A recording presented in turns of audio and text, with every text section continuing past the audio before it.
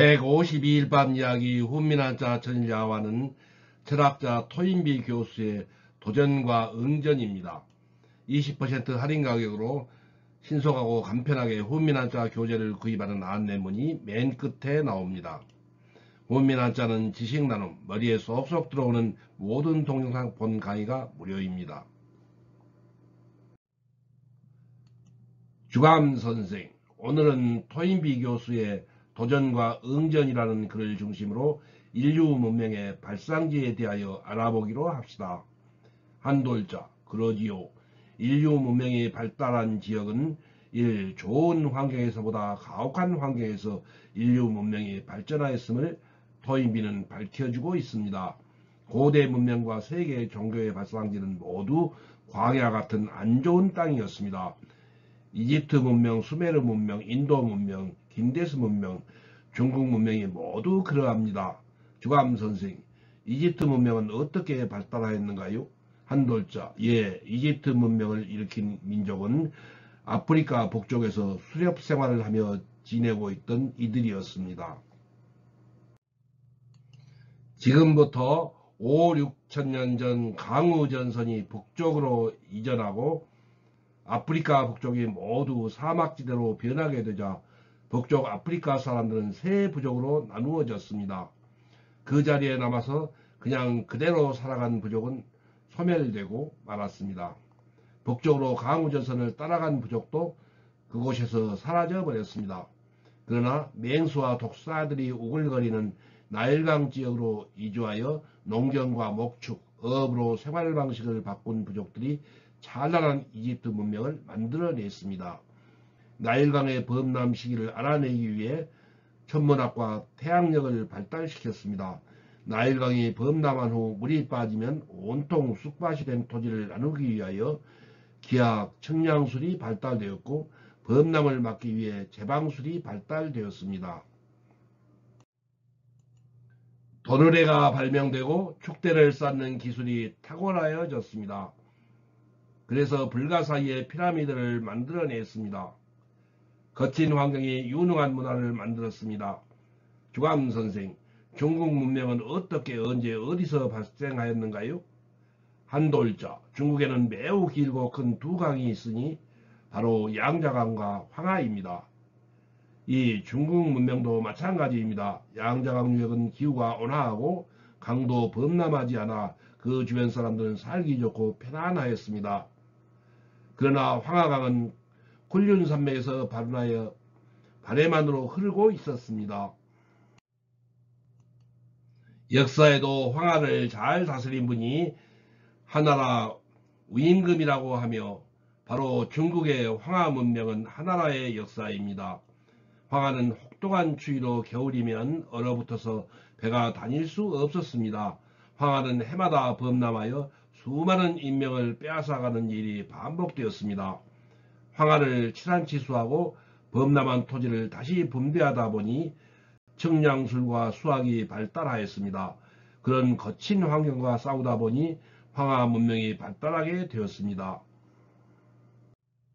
3. 세계에서 가장 거친 환경에서 살아온 민족은 유대인입니다. 주감선생, 유대인은 나라 없는 사람이 뼈에 사붙인다면서요? 한돌자, 그렇지요. 유대인은 성경에도 나오지만 서기 70년에 나라를 빼앗기고 1948년에 독립할 때까지 1900년 동안 이곳저곳 쫓겨다니며 나라 없는 고통을 당해야 했습니다. 히틀러는 유대인 600만 명을 학살하였습니다. 심지어 독일에서는 유대인을 잡아서 총연습을 하기도 하고 총알 하나로 몇 명을 죽일 수 있는지 일렬로 세워놓고 총을 쏘는 실험을 하기도 하였습니다. 유대인들을 반기는 곳은 지구에 아무것도 없었습니다. 가장 가혹한 환경 속에서 살았습니다. 주감선생, 유대인이 크게 정착한 곳이 미국이라면서요? 한돌자, 그렇습니다. 온 세계가 유대인을 박해할 때 유대인을 품어준 나라가 그래도 미국밖에 없었습니다. 2차 대전 후 몰려드는 유대인들에게 미국은 허드슨 강변을 내주었습니다. 험악하고 최악의 조건을 갖춘 거친 환경의 땅이었습니다. 유대인들은 옹병을 쌓아 허드슨강이 범람하는 것을 막았습니다. 유대인이 유럽을 떠돌 때 나라마다 유대인을 박해하였습니다. 유대인은 장사도 못하게 하고 토지도 소유하지 못하게 하고 어떤 직장에 취업할 수도 없었습니다. 그래서 사채를 빌려주고 이자를 받는 것이 발단이 되어 금융업으로 생계를 유지하다 보니 유대인의 생업이 되었습니다. 그래서 미국에 정착한 유대인은 금융업을 시작하였습니다. 지금 뉴욕은 온 세계의 금융의 중심지가 되었습니다. 이곳이 지금의 월가입니다. 이렇게 세계 문명을 꽃피운 민족이 유대인이 되었습니다. 전 세계 인구의 0.3%밖에 안 되는 민족이 지금 세계를 지배하고 있습니다. 유대인들은 긴 세월 동안 척박한 환경 속에서도 아름다운 긍정적 신념을 유지하고 살아오는 동안 거친 환경을 이길 수 있는 DNA가 형성되어 있는 것입니다. 어떤 부자의 이야기 하나를 소개하지요. 그 부자는 무인도 하나를 구입하였다고 합니다. 그리고 나무를 심고 꽃도 여기저기 심어 아름다운 섬으로 만들었습니다. 그리고 그가 좋아하는 토끼를 풀어 놓았습니다. 시간이 지나면서 토끼들은 눈빛이 흐려지기 시작하였습니다. 털에 윤기가 사라지면서 병난 토끼같이 보이더니 드디어 시름시름 앓기 시작하였습니다. 부자는 탄식을 하였습니다. 이렇게 좋은 환경에서 병이 나다니. 수의사를 불렀지만 고개를 저으면서 왜 그런지 모르겠다고 하고 돌아갔습니다. 끝으로 지혜로운 현자를 찾아가 그 이유를 물었습니다. 그는 껄껄 웃으면서 말했습니다. 이리를 같이 기르시지요. 부자는 놀라서 물었습니다. 토끼를 다 잡아먹으면 어떻게 하느냐고요? 랍비가 말했습니다. 토끼의 병은 환경이 너무 좋아서 생긴 병이니 이리와 함께 기르면 이리에게 안 잡혀 먹히려고 힘차게 도망다닐 것입니다. 눈빛이 빛나게 될 것입니다. 다리에 힘이 생기고 털에 윤기가 흐를 것입니다. 부자가 그렇게 하였더니 토끼들은 몇 마리 잡혀 먹히기는 하였지만 모두가 건강하였습니다. 우리 인간도 어려운 환경을 헤쳐나온 사람이 보다 알찬 삶을 살아갈 수 있습니다.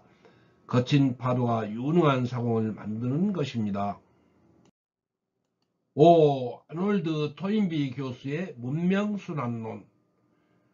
한돌자. 토인비 교수님 반갑습니다. 토인비, 예, 나는 영국의 문명사학자 아놀드 토인비 교수입니다. 한돌자. 토인비 교수님의 문명순환론과 그 원리는 토인비, 예, 나의 저서 역사의 연구에서 나는 세계사를 남달리 비교 문명론적으로 고찰하는 새로운 문명사관을 주창하며 그 핵심이 문명순환론입니다. 나는 문명은 도전에 대해 성공적으로 응전해야 문명의 탄생과 성장이 가능하다는 원리를 천명하는 바입니다. 나는 이 원리에 따라 문명은 탄생, 성장, 붕괴, 해체 4단계 사이클을 겪는다는 이른바 문명순환론을 주장하는 것입니다. 주감선생, 토인비 교수님께서는 인류가 창조한 문명을 분류하여 유형화하셨는데요. 토인비, 그렇지요. 나는 문명순환론에 준하여 인류가 창조한 문명을 유형화하였습니다. 내가 연구한 바에 의하면 인류 역사에 알려진 문명은 모두 30개인데 그중 정상적인 순환 과정, 즉 탄생, 성장, 붕괴, 해체의 4단계를 거친 이른바 성장 문명은 21개입니다. 그리고 자연재해나 전쟁 같은 불의의 요인으로 인해 이 과정을 제대로 다 거치지 않고 일부만 거친 정체 문명은 5개입니다. 탄생 요인을 잉태했다가 태어나지 못한 유산 문명은 4개로 보았습니다. 그런데 이 성장 문명 21개 중에서도 이미 사라진 사문명이 14개입니다. 아직 살아있는 생존 문명이 7개로서 인도, 이슬람, 극동, 비잔틴, 동남 유럽, 그리스 정교, 서구 문명이라고 분석하였습니다. 이러한 초유의 문명 유형화는 대체적으로 사실에 부합되는 것으로 문명사 연구에 이용되고 있습니다. 이것이 바로 나의 중요한 문명사적 업적이라고 남들이 평가한답니다. 한돌자 토인비 교수님은 문명의 탄생 요건에 대하여 종래의 통념을 뛰어넘는 남다른 주장을 하셨지요. 토인비 그렇고 말고요. 문명의 탄생 요건에 관하여 종래의 통념은 자연 환경적으로 인간 생활에 유리한 곳에서 탄생이 가능하다는 것이었습니다. 그러나 나는 이와 반대로 오히려 자연 환경이 불리한 것이 문명 탄생의 필요 조건이라고 보았습니다. 왜냐하면 불리한 환경은 일종의 도전이므로 이러한 도전의 응전에 극복할 때만이 문명은 탄생하게 되기 때문입니다. 그렇게 보면 고대의 4대 문명을 탄생시킨 4대강 유역은 모두가 범람의 위험이 크고 기후가 건조하거나 고온인 악조건입니다. 인간이 고도의 지혜를 발휘해 그러한 도전을 성공적으로 극복하는 과정에서 고대 4대 문명이 비로소 탄생하게 되었다고 봅니다. 성공적인 응전을 가능케 하는 요인은 인간의 창의력입니다. 창의력이 있는 인간만이 도전을 이겨내고 문명을 탄생시킬 수 있는 것입니다. 주감선생, 토인비 교수님은 문명의 성장과 발전의 원리도 밝히셨는데요.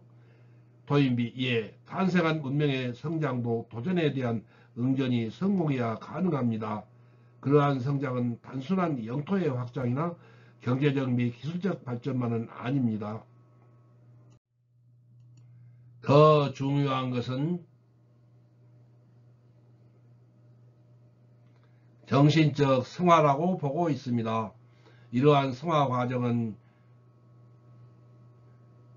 자기 결단과 자기 천명의 과정이며 그 과정에는 일시적 후퇴와 복귀가 수반되는데 복귀에 의해서만 정신적 성화가 실현되는 것입니다. 이러한 복귀에서 일부의 창조적 소수가 큰 역할을 담당합니다. 이때 대중은 이 창조적 소수의 견해와 태도를 흉내, 즉 모방하거나 추종합니다.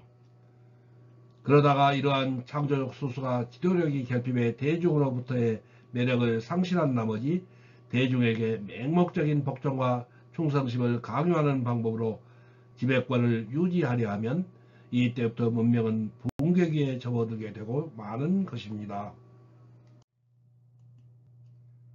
이 점에서 대중의 맹목적 복종을 건전한 문명의 상징으로 본 슈팽글러와 나는 관점을 달리하는 것입니다. 한돌자, 탄생하고 성장한 문명의 붕괴에 대하여 말씀해 주세요. 토인비, 이와 같이 창조적 소수 지도자에 대한 자발적 대중의 흉내가 기계적 모방이나 강제적 훈련으로 변화했을 때 문명의 붕괴가 일어나는 것입니다. 그런데 이건 역시 지도자가 도전에 대한 응전에서 실패했기 때문인데 이때 대중은 지도자에 대해 무관심하거나 적대적 태도를 취하게 됩니다. 이런 대중을 나는 내적 프롤레타리아트라고 합니다.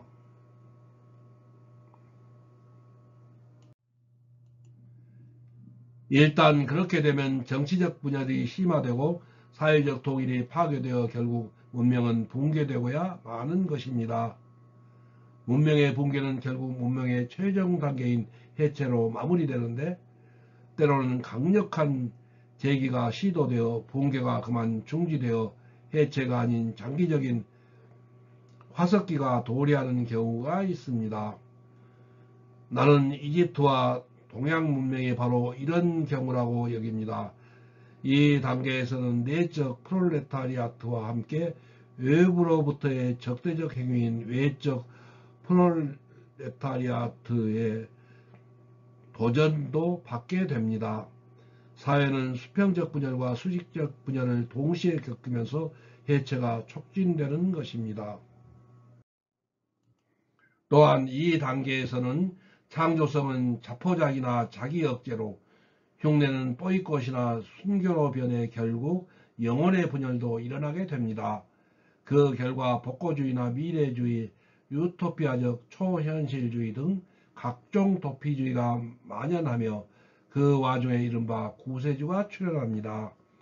뿐만 아니라 이 단계에서는 적대국가나 적대사상 간의 전쟁이 발발하게 마련인데, 그 전쟁에 기진맥진한 대중은 세계국가나 평화를 갈구하게 됩니다.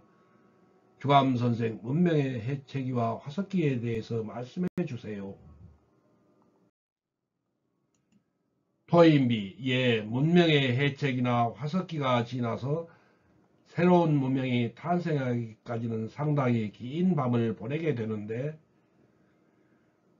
나는 이 기간을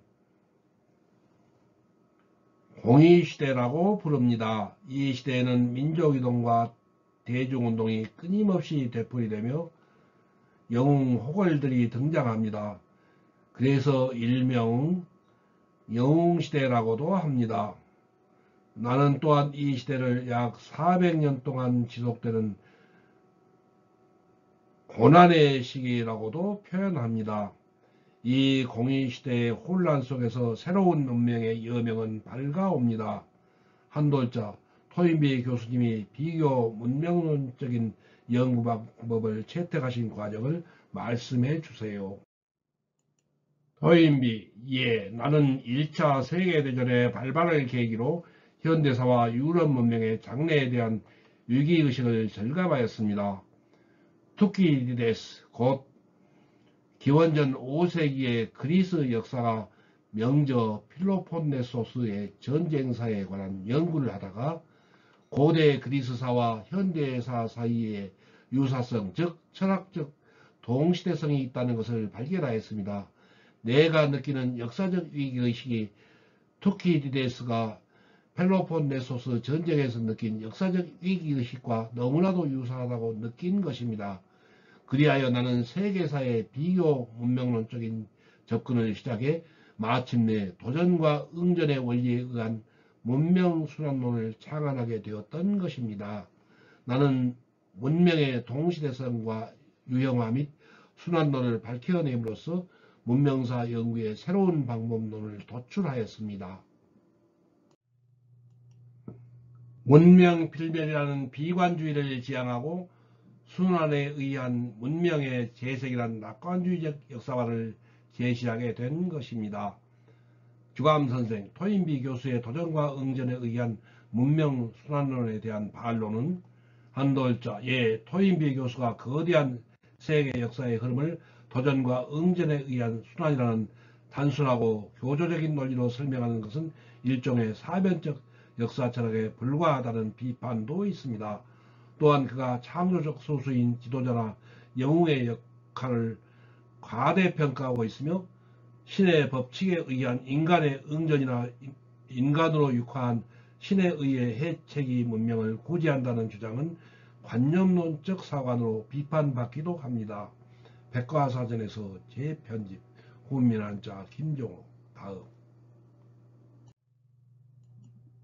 다음 153일밤 이야기 훈민한자 전일야화는 후쿠시마 원전사고로 일본은 이제 망한다입니다. 1. 오른편 할인 가격으로 교재를 주문하시고 교재 떼금은 택배로 책을 받으신 다음에 입금하세요. 2. 주소, 성명, 전화번호, 책명 가격을 문자 메시지로 김종호 010-6258-1192로 보내주세요. 답변을 보낼 것임. 3. 교재는 오후 3시 이전에 신청하시면 바로 다음날 받으시게 하겠습니다. 토, 일, 공휴일은 수년. 4. 입금 계좌번호는 교재 뒷표지 안쪽에 있어요. 낙권 구매는 교보문고 ES24 인터파크 알라딘에서 구입하시기 바랍니다.